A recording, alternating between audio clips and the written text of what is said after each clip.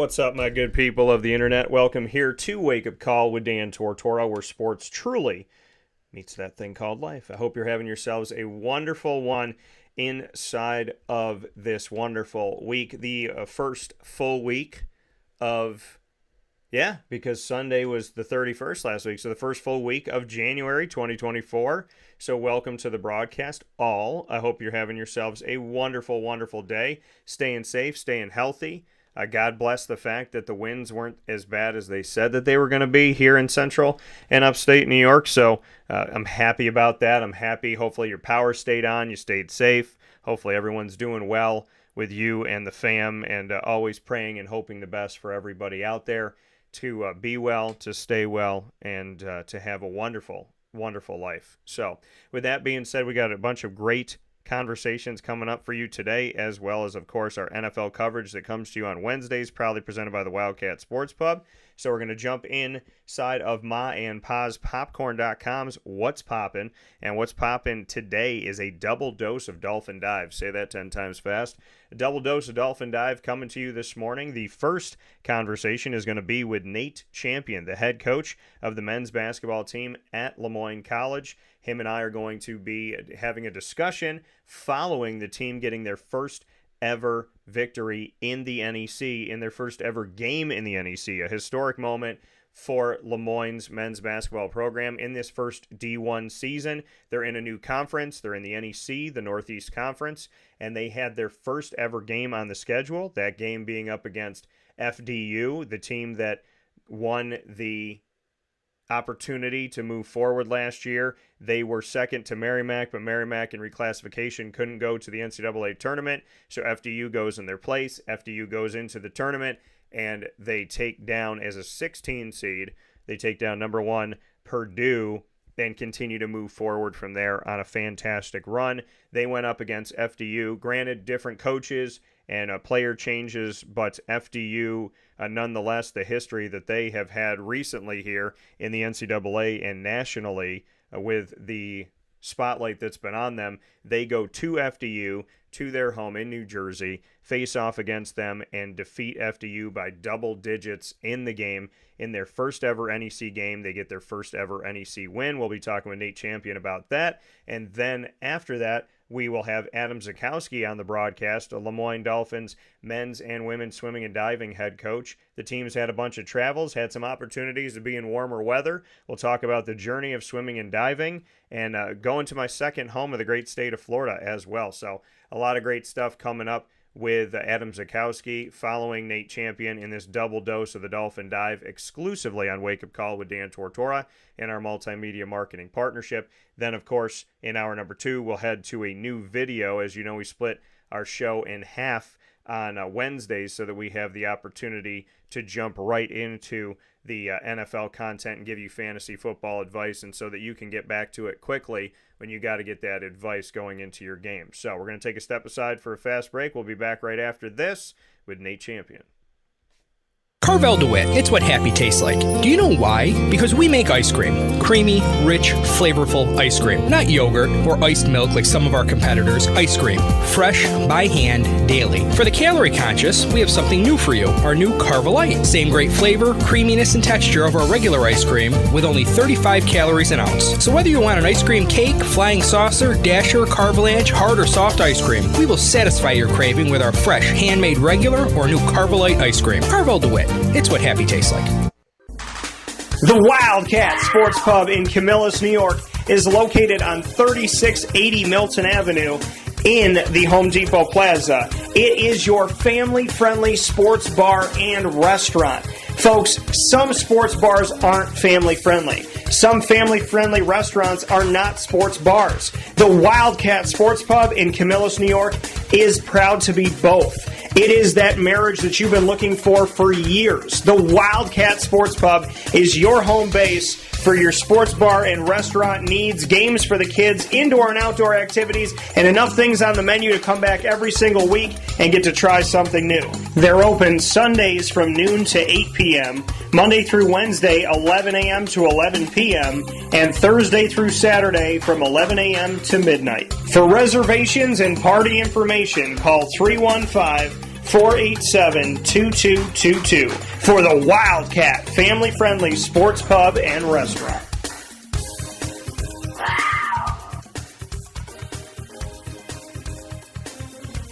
GG Cards and Breaks. Like, comment, subscribe. GG Cards and Breaks, the sports card shop located for you on 639 Delmar Place in Syracuse, New York, right off of Teal Ave. They are open 7 days a week, Monday through Saturday from 10 a.m. to 6 p.m. and on Sundays from 10 a.m. to 5. You'll find everything that you need there from football, baseball, basketball, hockey, soccer, all sports, as well as AEW cards along with Pokemon, the new Disney Lorcana. All of it is available on site, on location at GG Cards and Breaks. They have packs, they have boxes, they have singles, they have graded cards, and their service is second to none. What they offer is second to none. They have all of the supplies you need to protect your cards as well, and they're the only place I know that has a box for every MLB, NFL, and NBA team. So whoever you're a fan of, when you go into GG Cards and Breaks, there's something for everybody. There's that awesome service, and it is run by people who are big kids who love the hobby. They collect to this day, so it's not just people selling a product. It's people believing in a product, enjoying that product, and celebrating it. When I go into GG Cards and Breaks on a Monday, when I wake up Tuesday morning, I want to go back, and it's because of the people. The product is great. The services are great. Everything that they offer is fantastic. Above everything, it's the people. And there's good people in our community and great people at GG Cards and Breaks. Head out there to see them today. Whether you're a first-time sports card collector or you've been doing this all your life. And if you want to pass it on, right? Bring your kid, bring your grandkid. Head over there today. Bring your best buddy. 639 Delmar Place, Syracuse, New York. Open 7 days a week. GG Cards and Breaks. Hello, everyone, and welcome back here to Wake Up Call with Dan Tortora, where sports meets life. We are picture-in-picture here with Nate Champion, LeMoyne Dolphins men's basketball head coach, as we are inside of Dolphin Dive exclusive in our multimedia marketing partnership with LeMoyne College. Nate, how are you? I'm doing well, Dan. How are you doing? I'm doing good, and first and foremost, congratulations are in order for your team to be in your first game of the NEC and to get that victory, to really make that statement going into the conference, getting a win in your first ever opportunity in the NEC. Just bring me into that on the road against FDU to enter into this new chapter for LeMoyne and to do it with a victory. Yeah, I think we knew they were a really tough team. I mean, obviously an NCAA tournament team last year that had some people that were returning on that roster. And, for us, I think it's just being able to take it one day at a time. And that's what we've really been talking about throughout the non-conference schedule and, just kind of staying the course. And I didn't think we were at our best in the first half. We were down 1. And in the second half, we got down 11. And then, we figured out ways to just kind of hang around and fight back. And then we went on a pretty big run to end the game, which was great to see our guys kind of, take that next step forward. We've been close in games and we've won some close games, but, being able to kind of take it and run with it and then, finish it out the right way and being able to, just make some free throws to keep it at like 10 points in the last minute instead of, making it interesting. Yeah, like you said, you didn't feel like your team was at its best in the first half. You had moments where you had brought it in close, but what was that in the first half of the game that you were seeing against FDU on the road, where you had some pieces that were working, some times that that lead was shrinking for you, but ultimately, you go into the break, like you said, not feeling like the team was really at the caliber that you had anticipated? Yeah, I mean, I think it's different. Like anytime you play a team that does something different on the defensive end, it takes a little bit to adjust at times. And, they pressed. And so, getting it across the timeline and then also, getting it into the offensive rhythm and things like that, I think just kind of took us a little bit. And that was stuff that we talked about too.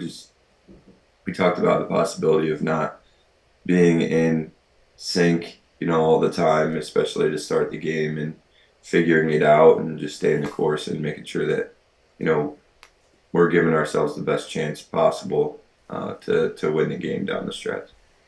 And you talk about down the stretch winning the game in the second half, a 23-6 run at one point. Just what you could say about what was talked about at halftime, adjustments that were made to have such a run. We know that basketball is a game of runs. We know how the seesaw can go back and forth and rapidly change. So bring me into that 23-6 run and anything that was maybe said at halftime.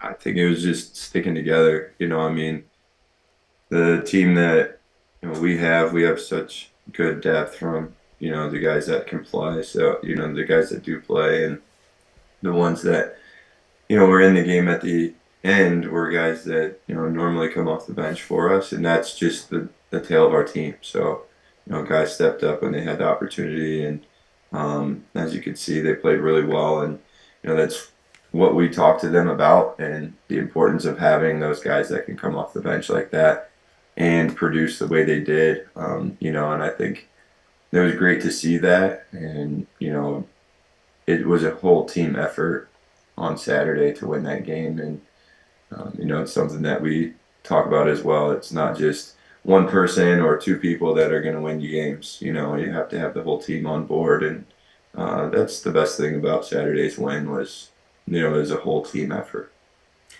Mentality, right? To have mental toughness, to be strong in that respect, to have resolve. What have you seen in that sense of it all when it comes to your team from the beginning of this season to now? That mental toughness, that ability to say, hey, we're down, this happened, that happened, we are coming off of this loss, we went through this, and to take that and turn it into a positive. How have you seen the collective of your team essentially be able to stay mentally tough, stay strong, and be able to take those hits and respond to them, not just in the game that we just saw, but in general, what you've seen from their mental toughness? Yeah, I think it's something that we don't shy away from. Like we talk about it a lot. Just how, if we're in different situations, how we can still win and how we can, if we don't win, how we can get better, and we show it and we talk about it. And it's also something that we drill in practice. So it's just, for us, it's something that we talk about almost every single day. And it's starting to show and develop in our culture. And that's, what we're really wanting as a coaching staff. And then, the players are embracing it as well. And that's, in order to develop a culture, you have to have the players bought in. And I think it's something that they're doing pretty well. That coming here from Nate Champion, LeMoyne Dolphins men's basketball head coach, coming off of their first win in the NEC and their first game in the NEC. How important was it to make that statement in the conference? This is the first season in Division I, the first season in the NEC. Did you put a lot of weight to the fact, like, we got to go in, we got to get this victory, we have to let the conference know, let Division I know who we are right out of the gate? Did you feel like this game had that weight to it, or did you not put that weight on it? I mean, we talked about just conference play and how everything kind of ramps up a little bit during the conference, and there aren't going to be too many blowout wins in conference play. Everything seems to be close, and at the same time, it was a great opportunity for us to go on the road, which we have done almost the whole year. So, go on the road and try to get one. And I thought our guys really just kind of stayed together and really played for each other. I mean, we had guys on the bench that, usually play more minutes that were cheering, just as much as the guys that, were on the scout team and prepared us for the game. And that's something that I think is so underrated. Like, I think our scout team runs some of the other offenses or the other teams, like offense and defensive stuff, way better than some of the teams we play. Yeah. So we'll get like a great look in practice for, multiple days going into the game.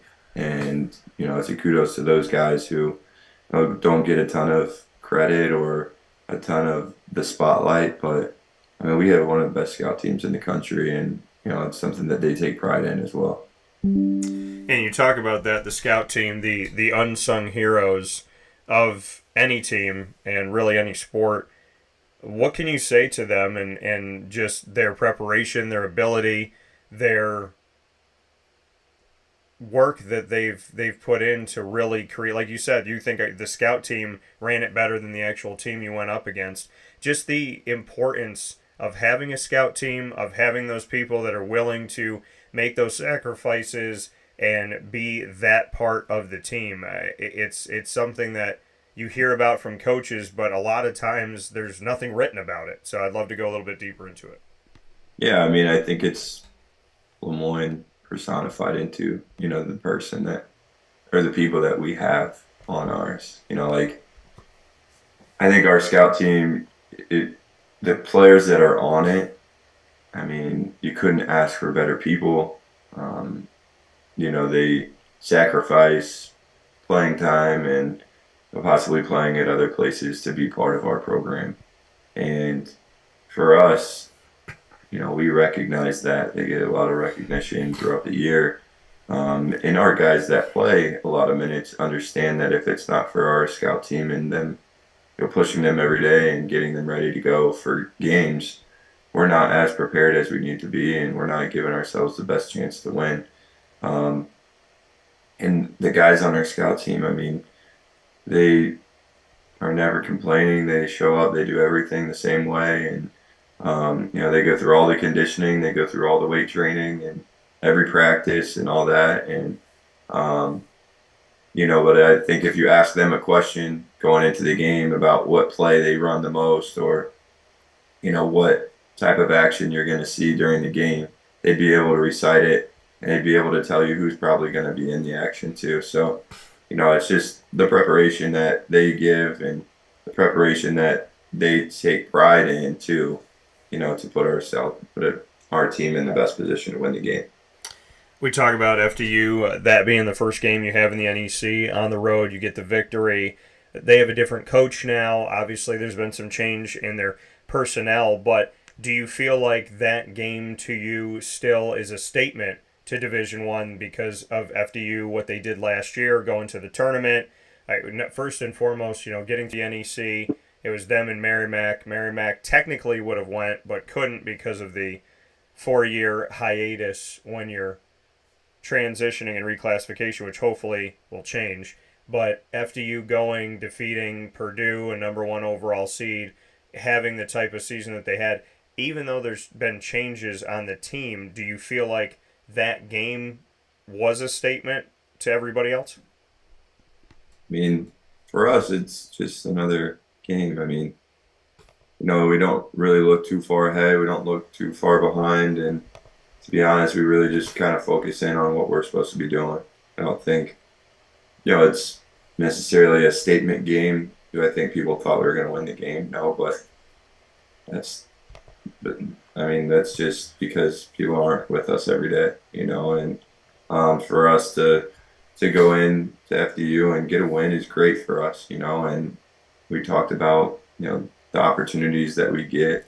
We have 30 guaranteed ones this year, and that was our first guaranteed opportunity in the conference. And so for us to go in there and take advantage of that and, reach our potential to win the game, I think it's a huge step forward for our program. And, then we talked about, it can't be the highlight of the season. So we got to make sure that we're ready to go for Saturday as a big Merrimack team comes in, and they're playing really well right now. They're 2-0 in conference, and it'll be another great opportunity for us. This season in non-conference play, before you started off going up against FDU, your first game in the NEC, Georgetown, Villanova, you went to the West Coast and had 4 games in the state of California. You had Army, you had Binghamton, you had Penn State, at Fairfield recently here, and so on and so forth. I mean, this team has been tested. When you look at your record, and I always lean on the fact that the win-loss column doesn't adequately show where a team is truly at, it's something to be looked at here, that here you are in the first season in Division I, the amount of challenges that you've had, and what people really don't understand is it's not that your conference schedule is different, your entire schedule is different. Everyone you're playing in non-conference and conference is all new to your team, to you, to your scouting like you were talking about, to your film. So to be where you're at right now, what are the positives that you're seeing? Because I see a lot of positives looking at the schedule and looking at the tests that you've had. But what do you see from your viewfinder? I think just the ability to play against so many different teams and styles of play has helped our team out because, you know, with our conference schedule, you know, we're going to see these teams twice. But with everybody else, you get one chance at them, and you get 40 minutes to kind of figure it out and, you know, come out on the winning side of it. And, you know, I think for us, we have to understand that what we did going into, you know, the new year and non-conference play was getting ourselves ready for this, you know, new season or, you know, the conference season. And, you know, I thought our schedule was challenging in so many different ways, whether it was travel, whether it was style of play, whether it was, you know, size and or speed. You know, there were just so many different challenges with all the great teams that we played.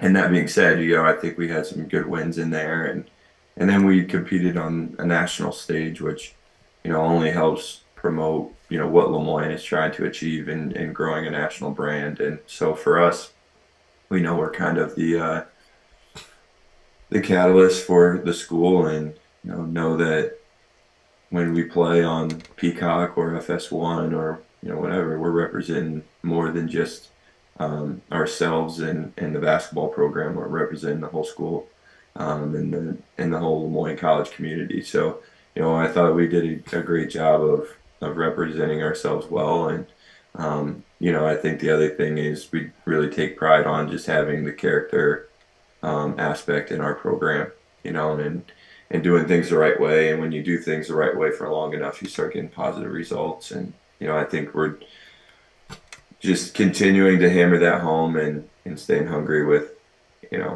always kind of striving for more and wanting to be better, but being grateful for the opportunities we're given. And the next opportunity that will be in front of you is, like you said, Merrimack coming into town. Merrimack, no stranger to LeMoyne, and knowing obviously the history of them in Division II and in the NE10, which is where you were classified out of. So Merrimack this Saturday, January 13th. It's going to be at 2 o'clock this Saturday at Ted Grant Court. I'll be there. I think I'm bringing Pops along too. So what's it going to be like for the opportunity to have your first NEC game at home, to be able to open up, to have this conference play moment? This is a historic moment. Your first game in the NEC, you get a victory, and I know that that's the game in front of you as a coach, but that's going to go down in history forever with you, your staff, and all of your student athletes. And now you have the opportunity to see a familiar foe at home and open up NEC home play, which is going to be huge this Saturday. And so I'd love to get your thoughts on what this game means, knowing that it's a historic moment for the program and it's something for the fans to see in Syracuse that they've never seen before, which is the NEC for men's basketball. Yeah, I think it's just another opportunity for us to go out and showcase what we can do. And if we prepare the right way and we have a good game plan going into it, then we're going to give ourselves a great opportunity to win the game. They're a well-coached team, and Joey Gallo does a great job with running their program as well, obviously with the success that they've had just in the transition periods, so difficult to do. But, I think our guys understand the opportunity that's in front of them, and we're just going to go and try to make the most of it. And before I let you go, amidst all of this, you have to recruit, right? So there's some coaches that have their staff. They let their staff go out and they say, all right, you guys handle all that stuff. I'm going to do this, this, and this, and I'm not going to get involved. Sometimes there's the thought that if you go into Division I from Division II, or if you add somebody here, if you do this, you do that, that a head coach will take themselves out of it. You don't. You are on the road recruiting. You're doing everything that you can while at the same time you're scheming, you're looking at your game plan, you're watching film, you're getting your team ready. So the balance of all of this, what has that been like for you, and what can you say about the recruiting trail and how your prospects have responded to LeMoyne in this transition to Division I? Well, first off, our staff has been unbelievable in the recruiting process. Like, identifying and going after players that we know will help us in this transition period, and also just identifying players that are going to fit well at LeMoyne too.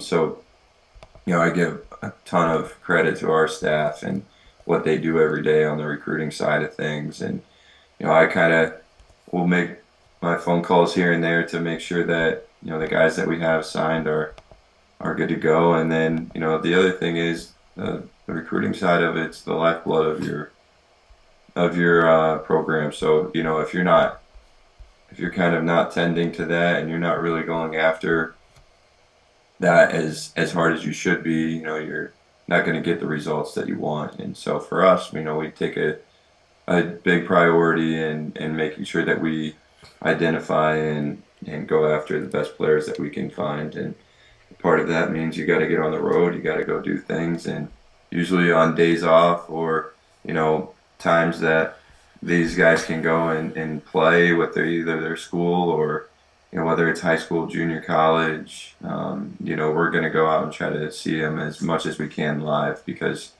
it's great to watch them over the, live stream or to check in with them if you're playing that day. But if there's opportunities for us to go and see our guys play, that's what we're going to do. So, the recruiting never really stops. And if you ask my wife if recruiting stops, she'll be sure to reiterate that. But, it's also important to have your staff as invested in it as you are. And our staff does a fantastic job of that. And so, it's really kudos to them. And then that's just part of coaching. I mean, you have to continue to work. There's not really days off.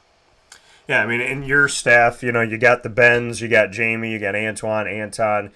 What's it been like to work with all of them? Because I know you spent more time with some than others. There's some new faces on the staff. But when you put it all together and you get to have the staff that you have right now, what has that mashup been like? I mean, people have gotten to see it in our special that we did when we're all at the table kind of interacting with each other. But the day-to-day for you with this staff, what has that experience been like?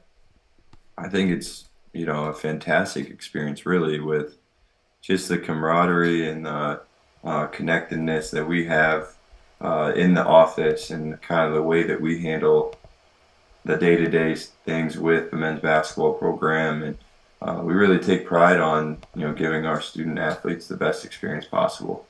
And, part of that's growing personal relationships with players. Others, part of it is developing those players into better basketball players and better humans. And then, also just having a connected group, and the coaching staff is just something I think goes a long way with, spreading what the common goal is and achieving the goals that we're trying to achieve. And again, it's a lot of fun. If you come in, there's usually some arguments on whatever the topics of the day are, or there's who's got this scout and who's doing what. But there's usually no lack of communication in the office. So it's a pretty fun group to be around, and it makes my job a lot easier knowing that these guys are all striving for LeMoyne to be the best basketball program that it can be. And doing it with people that you enjoy being around every day is something that is second to none. So our coaching staff is awesome, and I think it's, again, a kudos to those guys for just understanding kind of what we're trying to work towards and the situation that we're in, being a first year Division I program, and not using that as an excuse for anything that we're doing. We try to really handle ourselves as if we're the best, professional program that we can be. And so, we kind of try to hold ourselves to that standard, and we find ways that are creative to help our players understand that as well. The final note is, with all the frequent flyer miles that you've been racking up, at the end of the season, will there be something for the missus to take her somewhere? Now that you have frequent flyer miles, I'm sure you got some hotel stay points as well. So is that in the back of your mind? Oh yeah, I mean, there will be time, where we'll get a little vacation time and some time away. But she's fully invested in the season right now, and it's funny. She's been asking me what all these questions about Merrimack and what we're going to do to stop them. And the biggest thing with her is she really takes an interest in our guys. Yeah. She is always asking about how they're doing, and we had the guys over for dinner the other night to watch the national championship game, and we just had some pizza and stuff delivered to the house, and she was walking around asking guys how they're doing, and I think it's just part of creating that family atmosphere that we have at LeMoyne and what we have in the basketball program too. All our guys don't call her, Mrs. Champion or anything like that. They call her by her name, and they're very comfortable around her. And, I think that's just all part of what we're doing to develop our culture here. But yeah, there will be time for a nice vacation in the end. Yeah. No, and for the people that don't know, I mean, every single game, I at some point she walks by me, and I'm like, here she is. She's sitting right there, and that's a beautiful thing to have that support back and forth for your family. And there's a lot about Nate Champion and a lot of positives off the court as well that I've gotten to learn after a while. Still waiting for my food. I'm trying to be positive about it, but it's all good as always. But yeah, when am I getting the food, Nate? When is that going to happen? Oh, damn, we'll have to work that one out. That coming from Nate. But always, listen, always a pleasure. I'll see you on Saturday, and I appreciate everything you and your family are doing and this team is doing to really represent LeMoyne so well, and it goes well beyond that win-loss column. So thanks for your work. Thank you for that tireless approach that you bring to it, and we're looking forward to Saturday. All right, thanks, Dan. I appreciate it. Take care. All right. Hi, this is Amy from Mother's Cupboard, home of the Whole Frittata. We are open daily 6 a.m. to 1:30 p.m. For takeout orders, call 315-432-0942 and tune in to Wake Up Call with Dan Tortora for our monthly food challenge and try our Wake Up Call signature menu item available 7 days a week. Here at Mother's Cupboard, we are Central New York, and it's our honor to serve you. Ma and Pa's Kettle Corn and Popcorn Factory remind us that every day is worth celebrating at 201 7th North Street in Liverpool, New York. Open Monday through Saturday in-store and always online at maandpaspopcorn.com. Serving our Central New York community and beyond, order anywhere, anytime at maandpaspopcorn.com. Stop in to get a tin at Ma and Pa's on 201 7th North Street in Liverpool, New York to get your half-price refills for the rest of your life. Come to Ma and Pa's for your holiday gift giving for family, friends, employees, and clients. And remember, for fundraising and events, to call 315-450-6272. That's 315-450-6272. Ma and Pa's Kettle Corn and Popcorn Factory. How corny are you? This is Jimmer Zaczkowski, owner-operator of Chick-fil-A Cicero, 7916 Brewerton Road in Cicero, right in front of the Home Depot. I had a deep feeling that God wanted me to do something bigger with my life and to help people, help others. I kept putting Chick-fil-A in my life, and I realized as I was going through the franchise selection process that positively impacting the lives of others was really core to what we do here at Chick-fil-A. First of all, it starts with the food. The food is brought in fresh daily, and we bring in local produce. We prepare to order in the kitchen. We hand bread our chicken. We hand spin our milkshakes. It's great food. It doesn't taste like fast food. I think the second thing is the way people feel when they come in a Chick-fil-A restaurant. It's different. We try to treat people with intentional kindness here, which is very different and deeper than good customer service. And so I think it feels remarkable for most people to come in a Chick-fil-A restaurant. And then lastly, the impact that we try to have in the community is very different. It's a big part of the expectation of every operator of a Chick-fil-A restaurant is that they're actively engaged in their community, they're a leader in the community, and they're making a difference. When they realize that what we're striving to do is to shine a little light in their life. That's a very, very different experience than you will have in any other quick service restaurant. And it's that remarkable experience that I think people will emotionally connect with. Welcome back here to Wake Up Call with Dan Tortora, here where sports meets life. Always appreciate having you here on the broadcast with us every Monday through Friday from 9 a.m. to 11 a.m. Eastern Time. Picture in picture right now with Adam Zaczkowski, here a LeMoyne Dolphins men's and women's swimming and diving head coach, as we look forward to bringing him in to our broadcast so we can see him on here. Him and I have both had the opportunity to be in the great state of Florida recently here, and so we can discuss, obviously, that time together when we were in the same place at the same time. Also, when I came back from Florida, he went down to Florida. So basically, we're holding down the fort in the great state of Florida in the Sunshine State. So with that being said, Adam Zaczkowski is here with us, picture in picture. Adam, how are you? Yeah, I'm doing wonderful. How are you doing? I'm doing very well. And, you know, I can honestly say that, like I was saying in the intro here, you and I have had the pleasure of making sure that the Sunshine State has its ample supply of Central New York. So welcome back home. Thanks. Yeah, we got home yesterday. We arrived on a flight before the big weather system came through, so we were back around 1 o'clock yesterday. So we have some tired swimmers, some tired coaches, but we're all holding up pretty well. Yeah, and bring us into it for, you know, kind of the journey that this team has had this season. We're going to go through a bunch of different pieces, but one of them being the fact that you got to go down to Florida here in the new year and just what that all entailed for the swimming and diving team. Yeah, this was the first time in 4 years that we were able to travel down to Florida for a training trip. First 2 years were pandemic-related cancellations. Last year, so 22-23, we got caught up in the Southwest cancellation debacle. And so for the first time in 4 years, we got down there. We all had our fingers crossed until that plane landed in Fort Lauderdale on the 2nd. But we were there. We had a wonderful time. These training trips that college swim teams go on, it's a little bit of a rite of passage. It's kind of a tradition in our sport. We were on the plane down with Clarkson University. We had a competition with our friends from Roberts Wesleyan.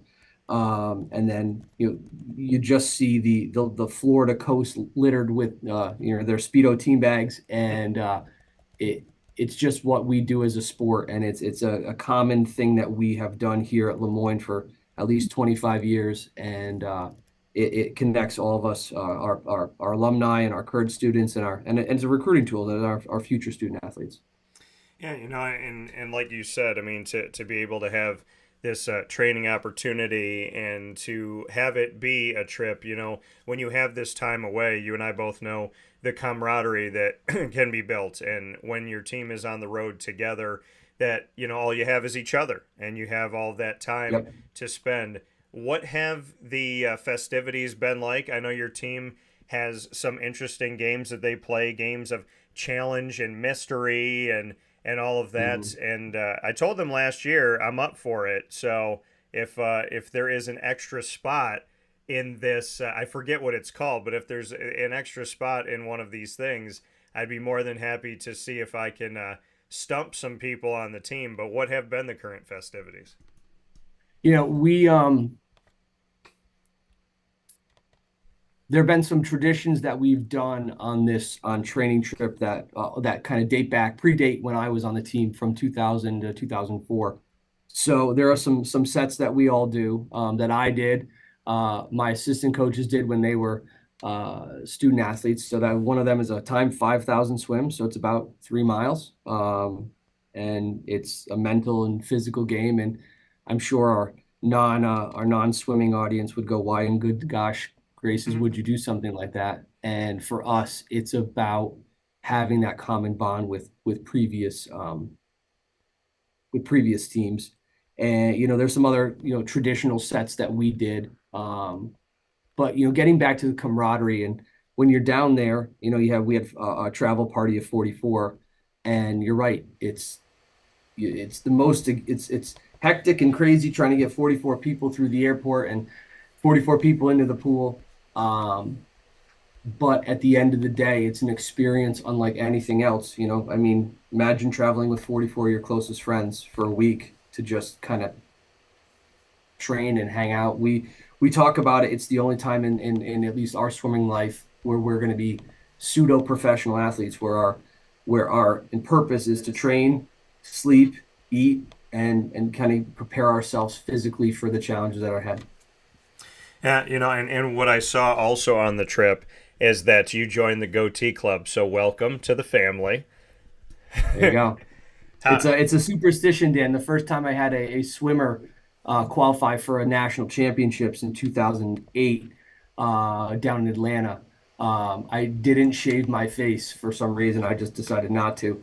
And so it's my kind of superstition now. So the hair is going to get long, the facial hair is going to get long, and then we'll shave for championships. But yeah, we all kind of have our superstitions, and this is mine. Yeah, I people say, when it's like November time, they're like, "Oh, are you doing no shave November?" I'm like, "No, I shaved on Tuesday. It's Thursday, and it's already like full in there." But I told people, they're like, "What if you did no shave November?" I said, "I would look like a disciple. I would look like one of Jesus's followers that never had a beard. So, or that never had any way to shave off his beard. So that's a reality for me, and I appreciate it. I'd rather have it than not have it. But when we talk about the superstitions, I want to lean a little bit more into this. Are there any more superstitions amongst you or the team of things that have to happen or be done before a certain swim meet? I don't want to speak for all of the swimmers. We all have our own little rituals, I'm sure. But yeah, there were superstitions. You have to have a big pasta dinner, so you carbo load. That's probably a little bit older now than these days, but still, that was kind of one thing that we always talked about. The whole idea of shaving your body hair for championship meets, that's not really a superstition. Everybody does that. Yeah. And it's not about necessarily eliminating the hair, more about kind of exposing the skin to feel the water differently. Yes, you can feel the water. It's very strange. And so those are kind of the superstitions that all swimmers do. But I know that some of our swimmers have specific things they eat before and after races. I just try to take some quiet time before the meet starts, just to kind of get my head into things. So there are little things that we all do as athletes and competitors before our events that we do the same. How does your wife and the boys like the Goatee Club now? Thankfully, Aaron loves it, doesn't mind it. I think my children don't really care. They're like, whatever. There's some internet videos you've seen where a guy has his goatee and then he shaves it and his kids cry. I don't think we're going to get to that point. Usually pretty clean, but that's what it is. No, so they're okay with the hair. But yeah, it's been going now for like 13 or 14 years I've been doing this, so we'll keep it going. Yeah, I think that when it comes to mine, it's been on my face for such a long time now that I feel that I would be unrecognizable to some people if I shaved it, because mine started around when Infinity War came out, I think it was. Okay. So it was either Infinity War and it might have been Endgame. So if it's Endgame time, then I've had this goatee for over 5 years, and I do different things to it. I mean, you've seen me a lot, so there's sometimes a little fin here, a little shark fin. Mm-hmm. Sometimes it goes up a little bit more. Sometimes it's cut in here. Sometimes I cut this part out. Sometimes I let this fill in a little bit more. So sometimes underneath my lip, there's a lot, there's a little. So I try to do little intricate play things. With it, yeah. But you got to have fun with it. What I've realized as there's one of my nieces, my niece and nephew, shout out Emily and Carter. They call me Tony for Tony Stark. And what I realized very quickly with Tony Stark is that he has a team of people that are constantly, intricately making sure his goatee is right while he's sleeping, while he's having some lunch. I don't have the intricate team, and I think that you and I can both attest to this. When you have a goatee, the upkeep of it is a very unique process, and you have to be very careful. Beard butter is real, man. You got to keep it. You gotta clean it out. You got to take care of it because it gets crusty, hard. You gotta do what you got to do to keep the facial hair looking good.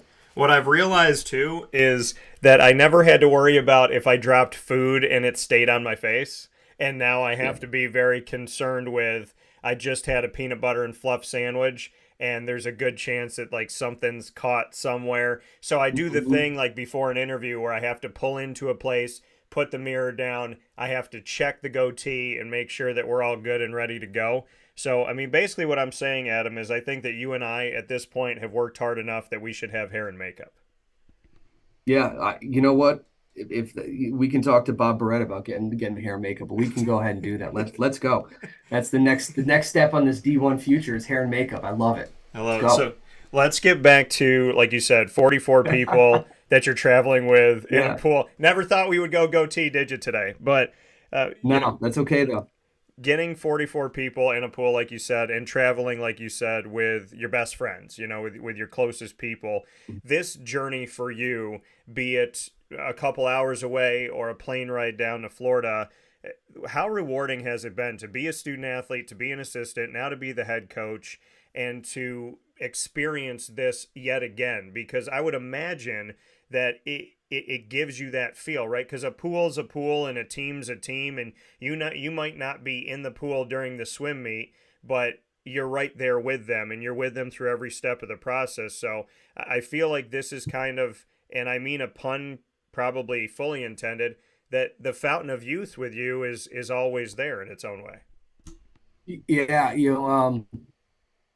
it's a big full circle because as an athlete, you figure you go down these things and try to figure out how am I going to work out correctly and how am I going to do this. And the physicality of it is challenging, but the go-gettedness of your head is what you learn. And as you know, I did my fair share of training trips, and now as a coaching, you have to give the student athletes some latitude, some wiggle room because they're going through it, right? They all kidding aside, we basically swam about 45, 50 miles, the equivalency of the Florida coast to the Bahamas. And there's a lot of doubt that goes in your head. On Sunday, Epiphany, we actually took a group of student athletes to church because it was also the Feast of the Family. And what we got out of that was that all of us have a purpose. And the homily at Mass was a little bit more of about kind of the family formation. But for us, the way that we took it is that we all have a purpose, right? So us as coaches, our job is to prepare the athletes mentally, physically, emotionally to get ready for competition. Yeah. And their job is to perform. I mean, at the root, the deepest core of what we do, right? And so us challenging them to do things that they never thought they could do and getting that doubt is preparing them so that when you're behind the blocks and you only have to swim for a minute, it's not so daunting as opposed to swimming for 100,000 yards. And so that's the beauty of what we do down there, is challenge athletes to things that they never thought they could do so that when they have to perform, they've already done them. Yeah, and like you said, putting them in that position where, once they have to go through this and you've prepared them and gotten them to a place where it becomes second nature, right? You start to just do it. You know what you need to do. If you run into some type of moment within, your swim, then instead of going into crisis mode, you flipped into, I've been here before, I understand. And I think that one of the most unique and great things about swimming and diving, and which you get to really teach and be a part of, is something that people in general could use, which is breathing. Controlling your breathing, having very purposeful breathing, and not getting yourself too anxious. I'd love to go a little bit more into that because in the world that we live in, breathing, calming down, taking a breath, seeing the big picture. That's an everyday, everybody on the planet thing, yet it's so purposeful to what you do as a coach. Yeah, so there's a lot of like t-shirts out there, swimming t-shirts that say no one needs to breathe, you just need to swim. What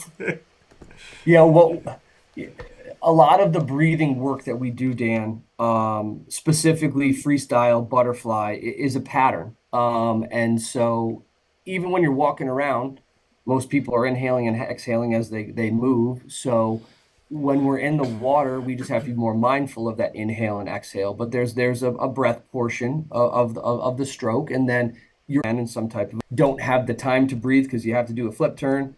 And so we work with, it's called hypoxic training, and we limit breathing more within safe guidelines. And then, what that does is it gets you as an athlete into kind of the zone. They call it that free flow state, where, as crazy as it sounds, your body is moving through the water and swimming, and your head is absolutely in somewhere else, thinking about looking where your competitors are, looking into coaching, looking at coaches. And so your body's moving and your head is in a different zone. And that's really kind of when we see the greatest results, is when we can get athletes to almost transcend that and work into, be able to think clearly with the absence of oxygen, right? It's funny when you're in a swim race and you're in the last 15 seconds of that race, your body is screaming for air, but what we know is that if you take that breath, you're not going to really feel the restorative benefits of that breath until after the race is done. And so you have to trust that you're not going to, you're going to get to that wall. You're going to be fine. You have to be able to be in that anaerobic state. And once you get there, it's okay. And you have to be comfortable with it. And lots of times, honestly, we'll see swimmers basically almost blacking out, like getting to the point with stars to near to the wall. And be it as it may, it's an amazing thing that we are able to do as athletes that I don't know a lot of people can do, right? We don't have that buzzer beater shot. We don't have that, game-winning field goal, but we have that ability to basically push our bodies to a point that many, many people never do, to win that race. I have to ask you this because it's been on my mind for a long time. Adam Zaczkowski, right. LeMoyne Dolphins men's and women's swimming and diving head coach. Why can I breathe so much better underwater than I do above water on land? I feel like when I've gone through stuff, because there's technique and there's things that I've learned over this past year that I need to do because I'm a broadcaster, and like certain things that I never did. I just, wake up, you go and do your thing. And they're like, no, you have to have these breathing exercises. You have to do the may, me, ma, mo, and do all this stuff to get yourself ready.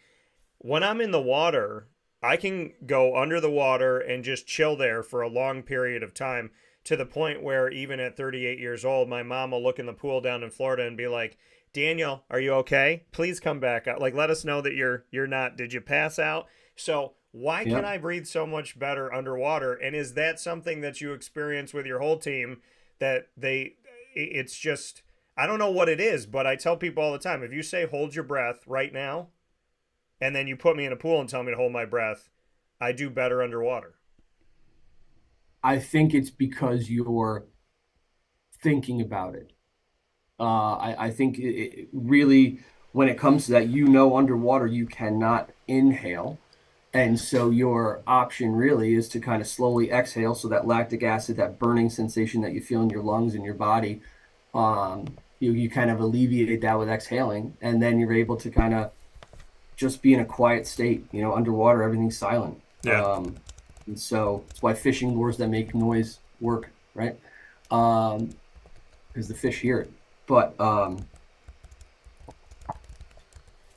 sorry, I had someone knock on my door. But that just having that slow down state underwater, it's mindfulness, Dan, and it's doable on land, but it doesn't feel the same underwater.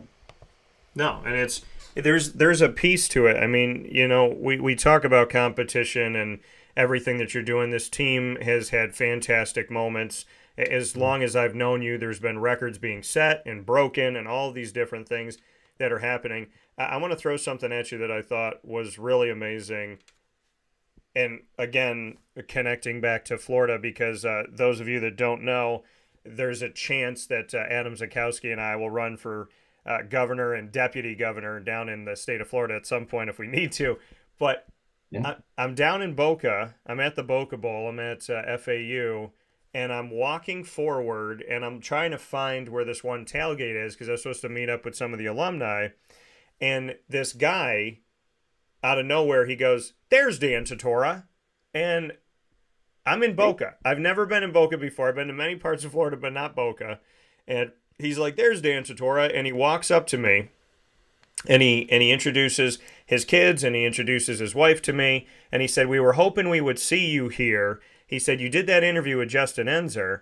And he said, when you did the interview with him, he goes, and he talked about that guy, the other person he was trying to get, his roommate. He goes, "That's my son." So he introduces me to him. And he says, "We listened to the show. We watched it. We thought it was great. We just want to let you know that we love what you do with LeMoyne. And we were hoping we got to see you in person so we could tell you that." And I think about how small that world is. And I also think about that brought me right back to sitting with you and Justin right there right in front of Ted Grant Court, having a conversation at the table. And that conversation that we sat and recorded that day meant something to someone and touched somebody's life enough that weeks later, had something to say about it. And it also showed me too, and I bring it up to show everybody, is that there's certain sports out there that get the love and get this and get that. But when push comes to shove, the reality of it all is there are passionate lovers of so many different sports in this world. And to be at a bowl game for college football and to have LeMoyne fans and families say, "Thank you for what you're doing with LeMoyne. We love that conversation." And it was a swimming and diving conversation. I just wanted to give that back to you and to Justin because that moment couldn't have happened if you guys didn't say yes. And it also, further validates the fact that I think that every sport deserves a spotlight. Well, thank you for that. Swimming is the biggest little sport around, and once you get in it, you know everybody. So, welcome to the club. Yeah. It's a Hotel California thing. You can check in, but you can never check out. But that family that you're talking about actually hosted us for a dinner at their home down in Florida. Oh, nice. And it just goes to that generosity and hospitality and family that we have here, right? They didn't need to do any of that. They didn't need to reach out to you. They didn't need to help us, but they went out of their way to help us. And they went out of their way to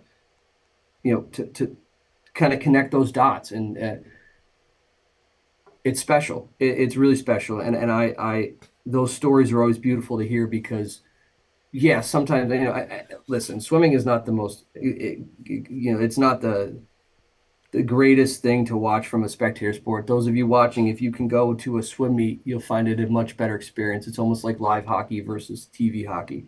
But you get the connection with the fans and the families, and it's lifelong. I have families whose athletes graduated 5, 10, 12, 15 years ago who still contact me and watch our live streams and are still a part of it. And it's an amazing thing to be a part of, Dan. And every day I pinch myself and I'm blessed that I have the opportunity to do this and positively affect student athletes and carry on the tradition of something that I've been doing now for 40 years. And we're just blessed every day. You say 40 years, and you don't show it at all. So give yourself credit for that. And, we know, and you talk about the meet is so different in person than it is, watching it. When you had your alumni day and you invited me over and I had the opportunity to come in there, the entire bleacher kind of spectator area was overflowed. There's people standing up. You had former student athletes, current student athletes. You had everybody together. It was this just like giant support system of swimming and diving, and at the same time you felt like you were literally in it. Like where you sit at LeMoyne, you could fall right into the pool. I mean, you're right there, you're with everybody.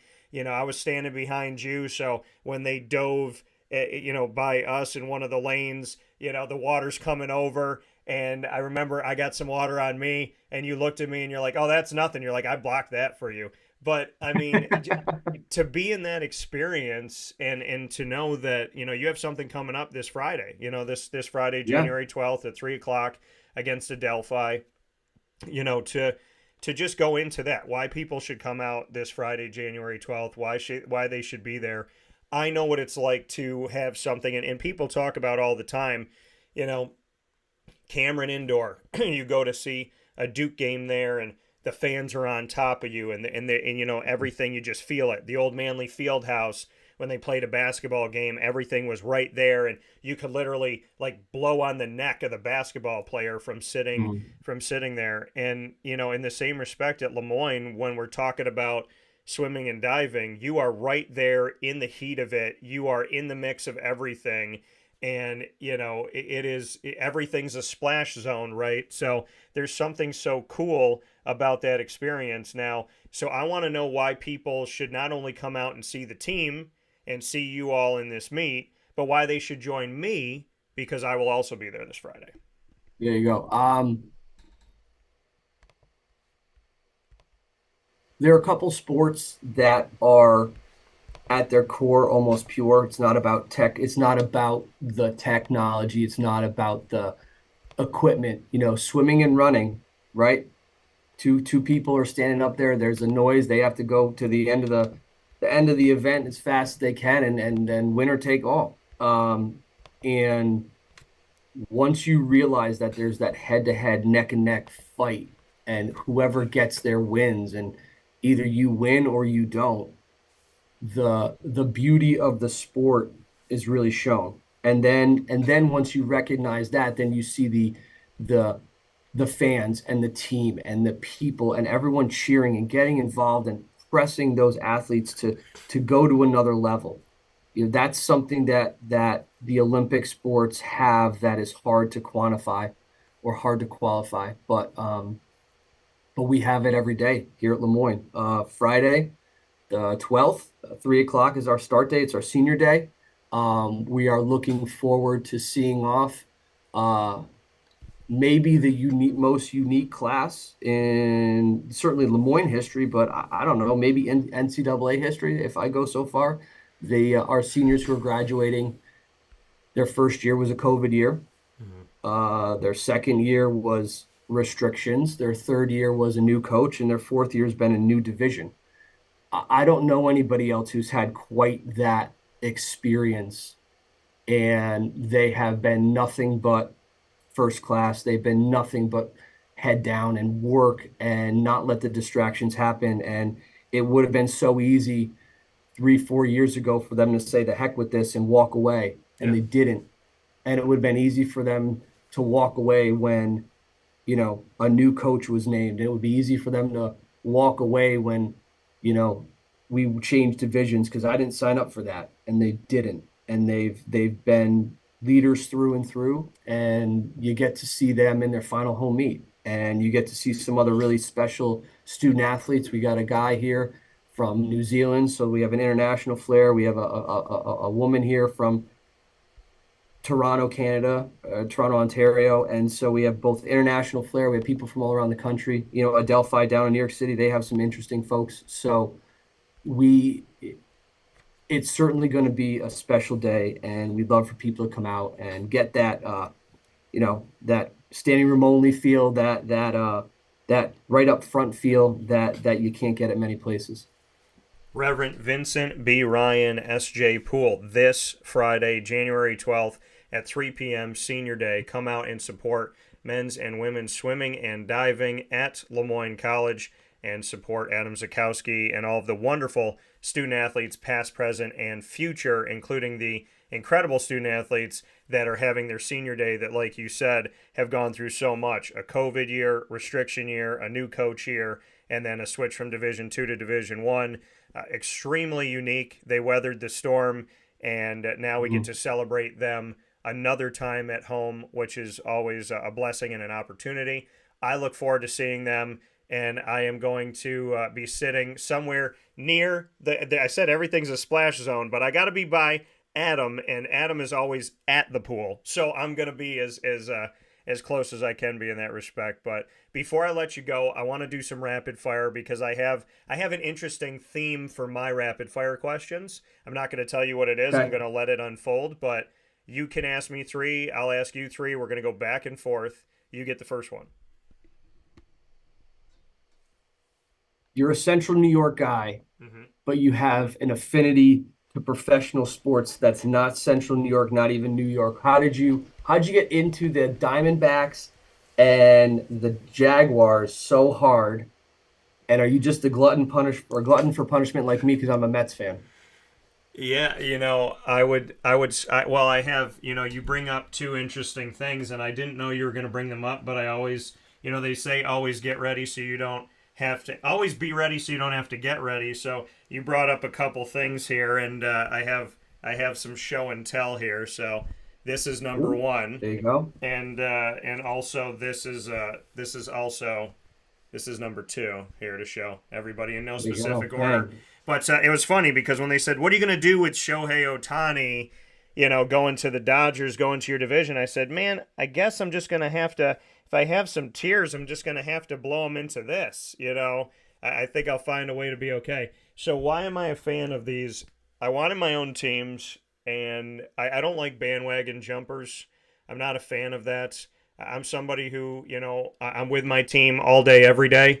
And, I say we because, I take it's personal to me. I've gotten to know a bunch of, you think about my favorite teams. I've interviewed the Arizona Diamondbacks. I've interviewed the Jacksonville Jaguars. I've interviewed the Toronto Raptor alum. I've interviewed the Syracuse, Orange growing up and all that stuff. So when you look at the teams that I have, I'm connected to them. And so I do say we. But how I became a fan of these, 95 Jaguars coming out, like the logo, and love the colors, wanted to have my own team. I was 9. Same with the Toronto Raptors, loved the logo. Damon Stoudemire came out for the Raptors, huge fan of his, still am, just got to interview him. That was nuts.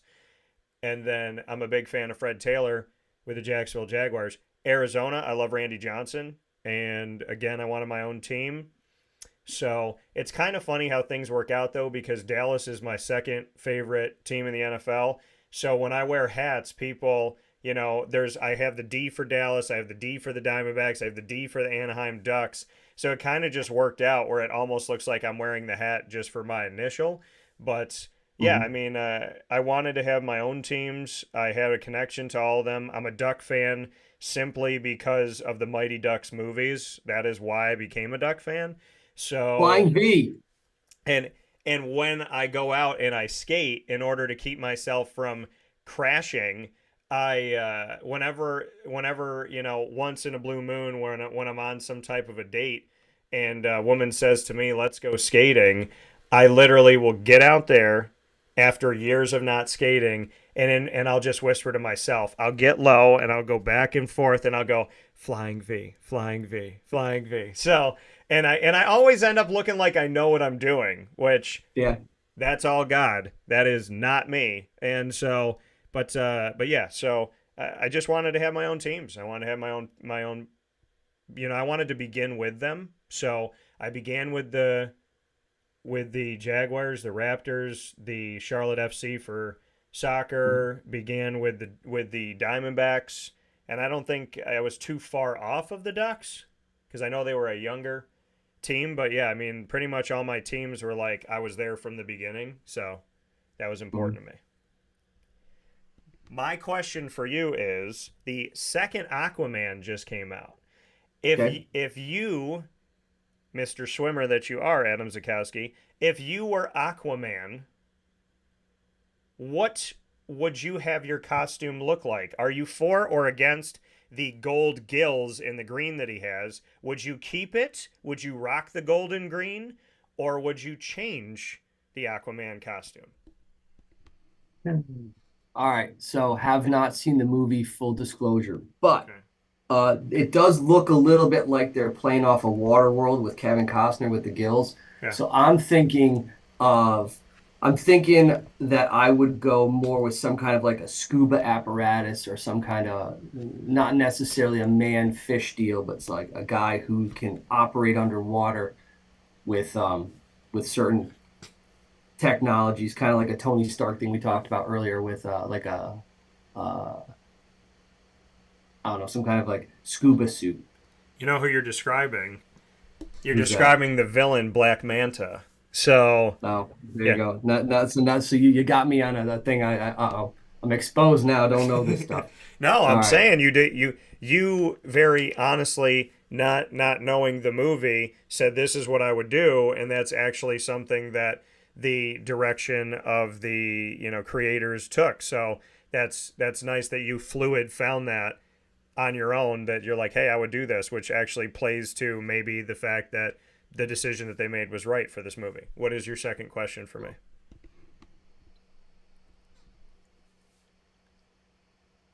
I went to Carvel the other day and we saw the ice cream there. How'd you guys collaboratively come up with that?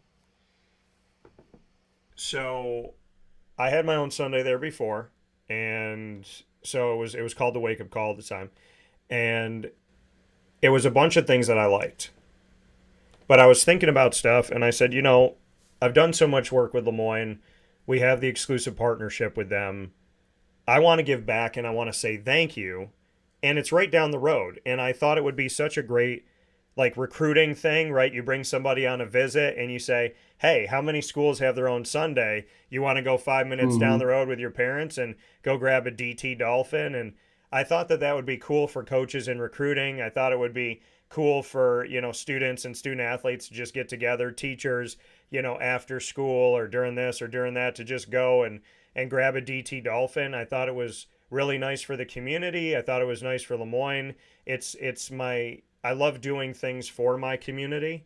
So giving back and I mean, think about that. Like if I was going to school and I chose LeMoyne and I bump into you and we're talking, and you're like, we have a Sunday at Carvel down the road, and I'm like, get out. And they're like, no, we have a Sunday. There's a dolphin in it and everything. Like I just part of memories for teams and students and just, coaches and in general, where it's like it could become a thing. Like every year I'm going to bring my team out. We're going to grab a DT Dolphin after one of our swim meets. And, it could be like a memorable thing. And then somebody from 2023 is talking to a student athlete for 2026. And they're like, did you get your dolphin yet? So, I think it's just a really cool thing that could give back. And Jay Cartini, the owner of Carvel DeWitt's an alum of LeMoyne. So he was all about it. Bob was all about it. And so mint chocolate chip, green for the Dolphins. And the intricacy of the mint chocolate chip is that a lot of times when you get mint chocolate chip, it's these shaves of it's like squares of chocolate shaved down. These are actually chocolate morsels that are put in like lines and rolled into the ice cream. So there's a ton of chocolate chips in it.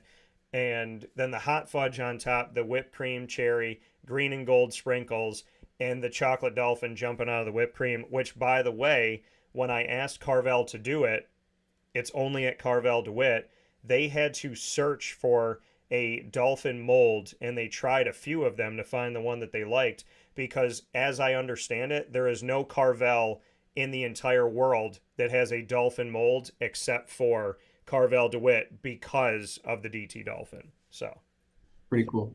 Owen, my littlest, his favorite, actually both of my boys, Noah and Owen, both of their favorite ice cream is mint chocolate chip. I mean, it's real common for a 7 and 3-year-old, but they're all about it. They love getting it. Yeah, so they definitely, I wanted to do it honestly, I wanted to do it for all of you.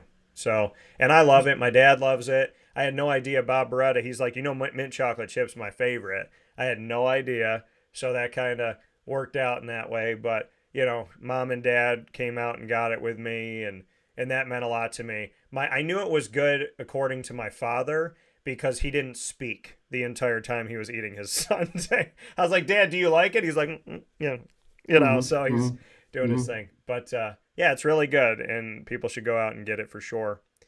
My question back to you, I'm going to stick with Aquaman, and I'm going to stick with Namor from Marvel.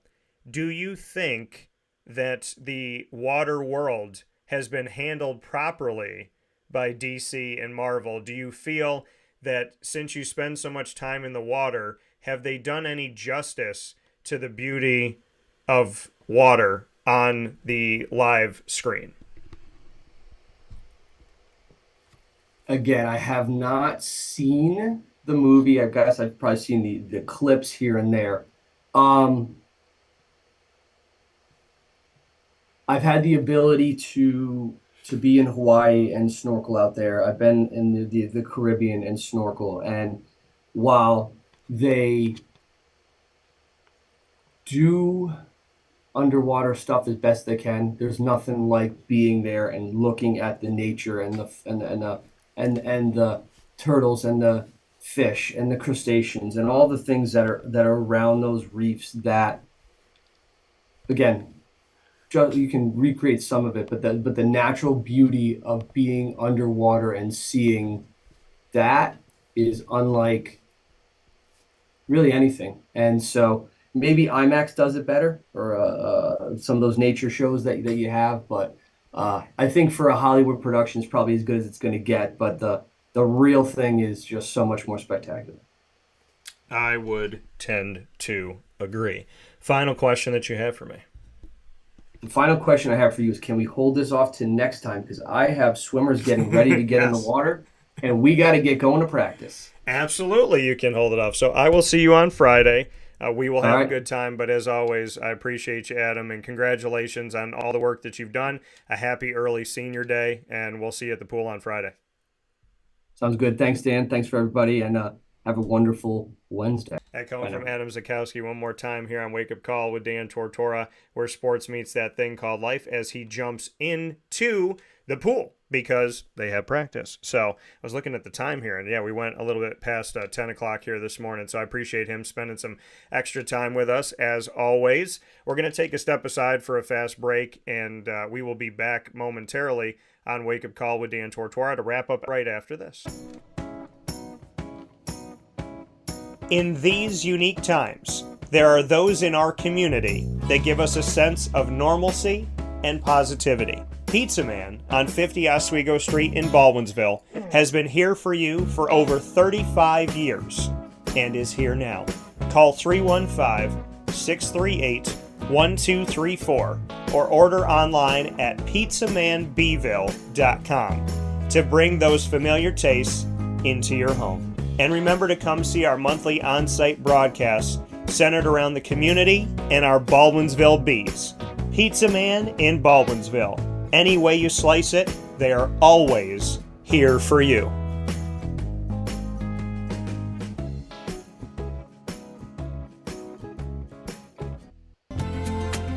Looking for your next ride? Look no further than Great Lakes Honda City, located on 7140 Henry Clay Boulevard in Liverpool, New York. Serving our community for decades, their new and pre-owned vast array of vehicles are available to you Monday through Saturday on site. To search from home, shop at GreatLakesHondaCity.com. Call 315-365-5576 to set up an appointment. That's 315-365-5576 for Great Lakes Honda City, 7140 Henry Clay Boulevard in Liverpool, New York. Great cars, great people, Great Lakes.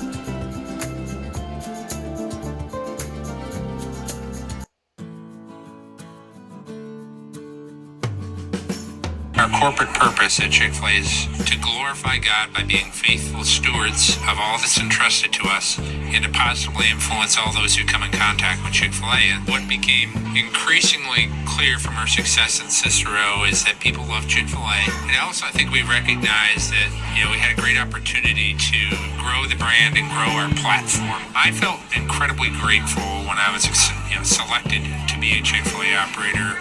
I think what it's meant for me, what I've come to realize on a very deep level is that this is a calling for me. It's not a career, it's not a job. The Lord called me to be a Chick-fil-A operator and to use these restaurants to glorify Him and to positively influence other people. I'm blessed. I'm very blessed. Head to Chick-fil-A Clay on 3974 State Route 31 in Liverpool, New York. Welcome back here to Wake Up Call with Dan Tortora, where sports truly meets that thing called life. We appreciate you being here with us every Monday through Friday from 9 a.m. to 11 a.m. Eastern Time. And what we are going to do is we're going to end this video and start a new one so that you can connect with us when it comes to fantasy football and that NFL coverage that we have. I know that so many people want to be able to go to it and grab it right away. That's why we break our video on Wednesday into two parts so that you can get your fantasy football stuff and your NFL stuff immediately. And so we're going to take a step aside here. We'll be back right after this. So wherever you are with us on youtube.com, facebook.com, both /wakeupcalldt, or on wakeupcalldt.podbean.com, stay here.